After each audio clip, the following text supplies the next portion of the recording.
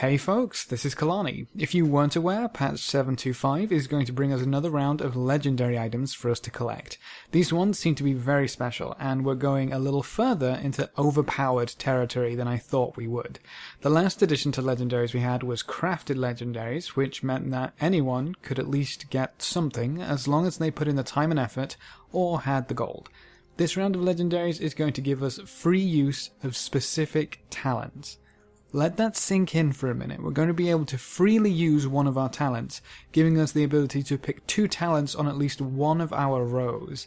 This is the way I'd hoped legendaries would work. This really could swap up your playstyle between using these legendaries and not. Obviously, this could be very hit or miss for a variety of reasons, but I'm excited nonetheless.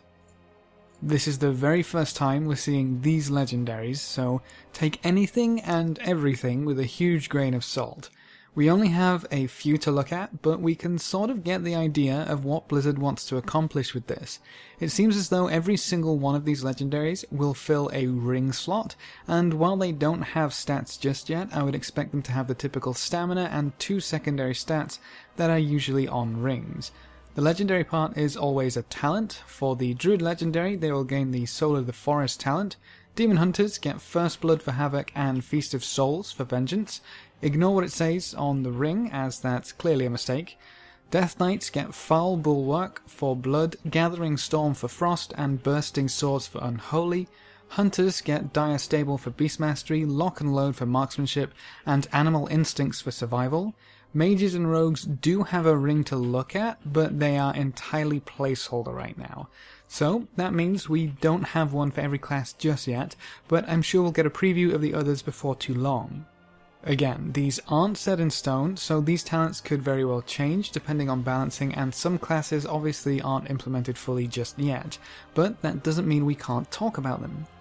I'll talk mainly about the Hunter talents, as that's what I'm most familiar with, but I do know that the Unholy Death Knight in my guild was particularly excited about the Bursting Swords talent being free, which makes me think that one might just be overpowered. So for Hunters, Beast Mastery gain access to Dire Stable, which is interesting because there was really only 2 choices on this talent row, Dire Stable and Wear the Cobra. If you get this legendary, and it's worth using, that means you no longer really have a choice on this talent row and you get the best of both worlds. I'm not too sure if I like the idea of having 2 talents more than losing the choice of talents, but either way it does seem quite powerful. Beast Mastery suffers from being focus starved quite a lot, and being able to smooth that out basically for free is a huge boon. The Marksmanship ring currently grants Lock and Load as the free talent, which is a bit of a weird situation. This row is usually Lock and Load, or True Aim, for fights where you swap target and then fights where you don't. We're basically locked into those 2 scenarios. So, do we now take Black Arrow for situations where True Aim won't really benefit us?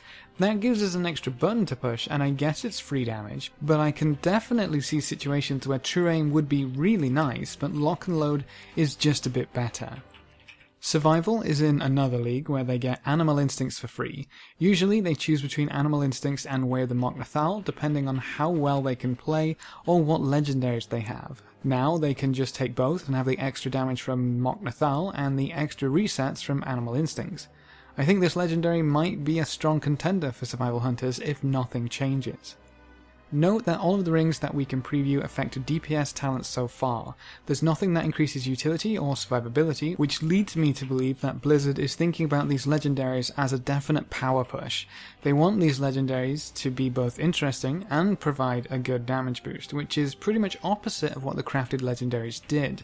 They were all a bit weird, but ultimately didn't increase character power outside of the 3 gem slots. I love that the dev team is taking a different approach with the next round of legendaries, and I hope at least a few of them make it into the top few legendaries for their given class. Though again, I do think it's going to be a really difficult idea to balance or tune. The last thing I want to say about these legendaries is that yes, I do realize they aren't a new idea entirely.